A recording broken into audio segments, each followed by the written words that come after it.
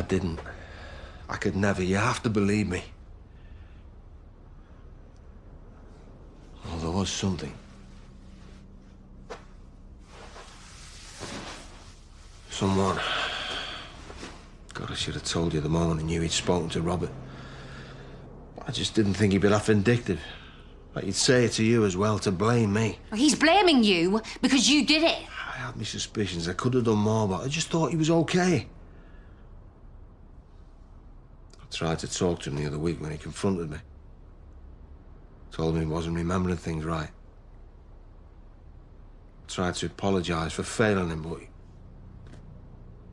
he just wouldn't have it. I couldn't push him any further. He was too fragile. How do you remember it, then? I just prayed that he'd realise and that he'd stop. That's why I suggested the break. And because it was easier than telling you. Telling me what? I could see that me being around was killing him, and the guilt was doing the same to me. Gordon, easier than telling me what? That I thought that someone might have abused our son and I did nothing about it.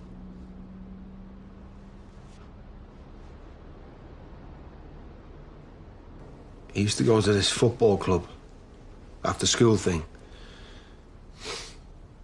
He really loved it. And then this one time he came back and it was like he was a different kid. I couldn't get a word out of him. Eventually he said he'd had a fight with another lad. After a while he seemed better. Well, no worse than normal anyway. So I'll never mention it again. Why only mention it now? A year or so back, it was all over the papers. Some lads had come forward and accused the coach of inappropriate behaviour. They found him guilty. Aaron wasn't around to ask. I don't know how much he knew about it. But I couldn't shake the feeling that he may have been hurt too. More than once, for all I know. When he told me he thought what I'd done, that was my confirmation. I never hated myself more. But he remembered what the coach did, not me. You never said a word at the time. We weren't exactly on speaking terms, were we? So why didn't you say something when he told you? Because I thought it'd be the end of us. I'm sorry. Look, we'll get him out. Some therapy. Anything. Whatever he needs. I'm sorry that I even came here. He was a lot of things last night. But he wasn't confused.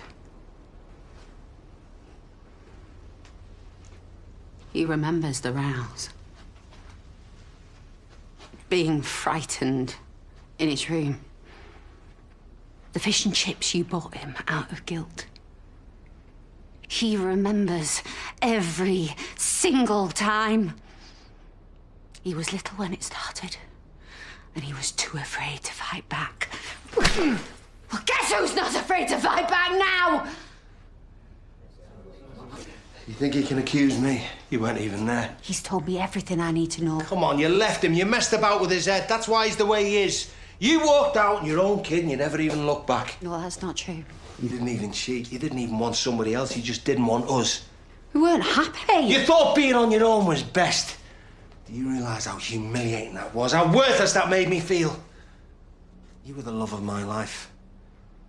We were a family. You left us like it was nothing. You broke my heart and you broke his. Oh. Do you realise he blamed me for all of it? And I had to live with that. Day in, day out. He was a frightened kid. Because he thought you didn't love him. And it made him nasty and violent. If it wasn't down the headmaster's office, it was down the police station. Because he thought if he wasn't bad enough, you'd have to come back and sort him out. Only you didn't. So you had to. You weren't there! Who else was going to keep him in line?